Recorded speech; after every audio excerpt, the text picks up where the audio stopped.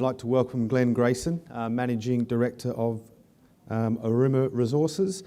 Aruma is a diversified explorer with 3 premier projects, all in Western Australia, looking across gold, lithium and rare earths. Thank you very much.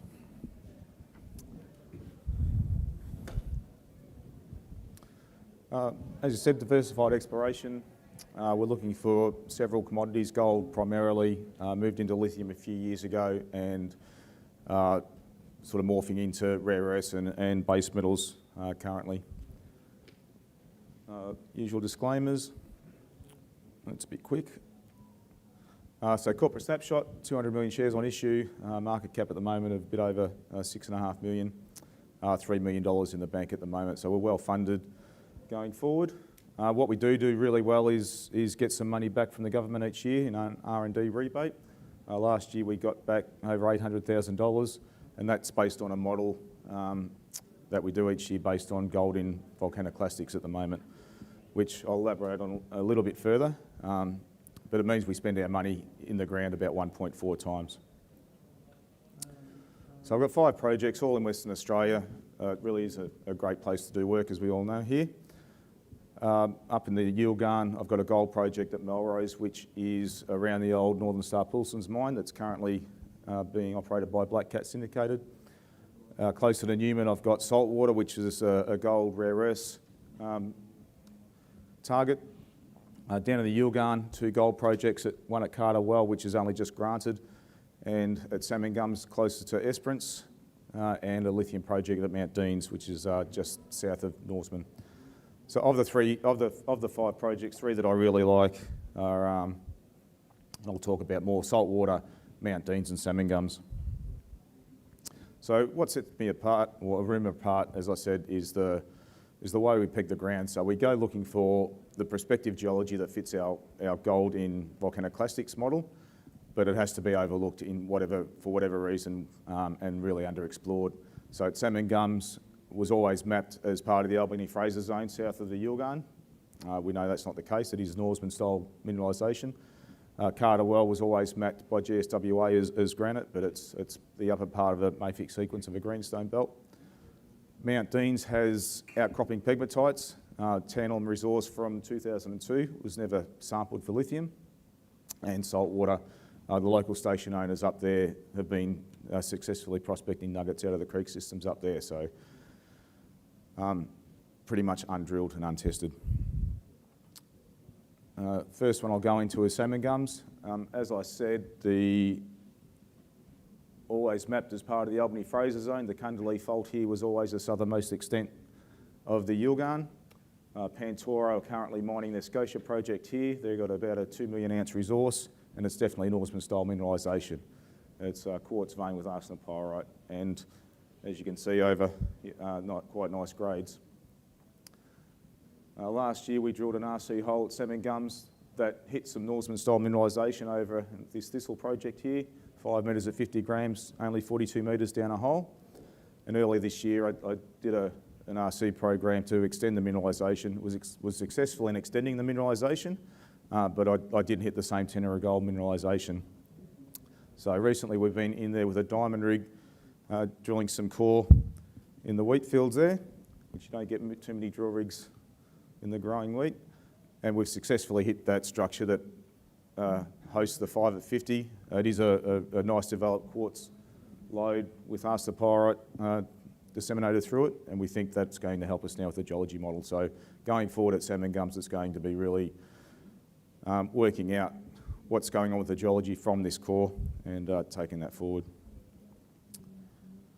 Mount Deans is my lithium project, so this is 10 kilometres south of Norseman. As you can see on the map there, that's the road to Esperance. Deep Sea Port is only 200 kilometres away. To note here, it is a lepidolite ore body, so it's not spodumene. Lepidolite is the poor cousin to hard rock lithium, but it's important to note that lepidolite does source up to 25% of the world's lithium at the moment, predominantly in China, but it is starting to be developed in a much greener light in that there's now some sulfate salt roasting and other forms of processing to extract the lithium out of the lepidolite that's much friendlier. But importantly at Mount Deans, it comes with some other things as well. So it's got rubidium, it's also got tantalum, tin and cesium, all at economic grades. As I said, 2002, there's a tantalum resource grading 250 ppm tantalum. Tin itself can also provide a lot of profit to the project. If the tin and the tantalum can pay for the mining and the processing, then the lithium's all profit. So the fact that it's lepidolite, give it a huge discount, it still makes a tidy sum of money, this project. So the fact that it's lepidolite, I think, is starting to change in people's minds. I think lepidolite's going to grow some legs, and around the world, it's starting to get viewed in a lot nicer fashion. So that's the simple sort of flow sheet. As I said, the tin and the tantalum does liberate well, and we've just got to show through some more detailed metallurgy what they can get to. Up in the Pilbara, got two projects up there. As I said, Melrose closer to Poulson's, Saltwater closer to Newman, both close to the Nanjilgardi Fault, which is the main controlling structure through the region. Mount Olympus, Kalamazoo got that to about 1.4 million ounces, and just off to the other side of the map here is Karlawinda, so Capricorn's project up towards 2 million ounces. I'll zoom into Saltwater. That's a project that I'm focusing on a fair bit at the moment. It's about 150 kilometres southwest of Newman. In about 2010, a company by the name of U308 were doing uranium exploration and successfully found some really high-grade rare earth samples up to the north there at Sirius and Levanto. They also found the Nobby's prospect, which has got 3% copper, a bit of lead and a bit of gold and vanadium as well. Saltwater is where the local station owners were finding nuggets, and earlier this year our neighbours at Dreadnought released some results for Monster there, which says 12 grams gold, but importantly 3% antimony, and to me 3% antimony means you're in an extremely juicy gold system. They also found some heavy rare earths set in the middle, and just to explain what the map looks like with the neighbours, Dreadnought have got over 2,000 square kilometres that they've gone in pretty hard in the last 12 months to acquire. In the red there is Wesfarmers, and the blue's Tech Australia. So it's been an area that's received some focus recently, so from some companies with pretty deep pockets.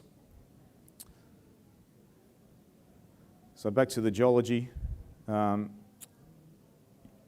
We go to visit the Levanto prospect, and it's a black manganiferous shale that's got hydrothermal quartz breccia. Hydrothermal quartz breccia is the important part there. You know, it's had a fair bit of work happen to it.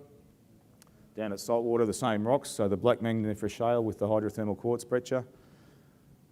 So we're going with the model there, which is what Northern Minerals used at Browns Range. The unconformity model also works for uranium, but essentially the Wailu formation is a very thick sequence of sediments, volcanoclastics and volcanics. The saline fluids scavenge the metals out of the pile that hits the unconformity, and that acts as a cap and drops the metals out. Earlier this year, some surface sampling, we grabbed some samples that went 0.3% cobalt, 0.2% copper, 0.2% zinc. That was at Saltwater itself. But importantly, the 4% barium means you're in a VMS style system. So the volcanics in the Wailu formation might be very important to us here. And that's something we'll focus on going forward. I have been pretty busy doing some field work recently, so that's just a summary of the news flow that can be expected. So as I said, more field results from Saltwater will be coming out soon.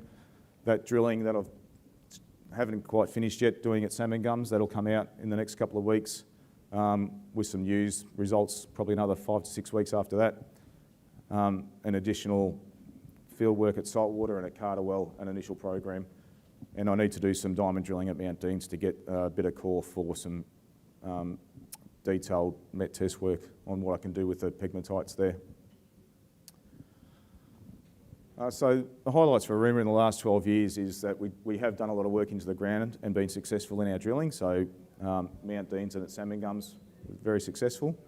We are well funded, $3 million in the bank at the start of this month. The R&D component coming back in means that I'll probably likely still have about $3 million in the bank come December. And we've had a bit of a refresh, so I come on to run Aruma late last year and started as MD in January, and we've got a fresh set of eyes, and we're really starting to open up. We're not just focused on gold, we are looking for lithium, rare earths, base metals as well. But remember Aruma, it's an Indigenous word that means happy place. So I think it's a really valid investment opportunity for us. Thank you.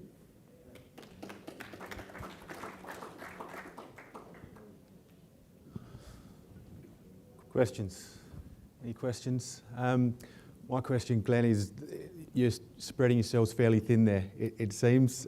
Is the idea to do that preliminary work across the portfolio and then find a focus, or do you plan to try and bring things along in parallel? I guess there's some work together. So Salmon Gums is in the wheat belt, so we are limited to usually working in the summer period there. Up in the Ashburton it's too hot, so you can't work in the summer up there. So in some ways they complement a little bit. But it's just, I like to have 3 to 4 projects on the go at once. And some you've got to drop off, so that's what stage we're at the moment, I guess, with one. Okay, fair enough. Thank you. Cheers. No worries. Thank you.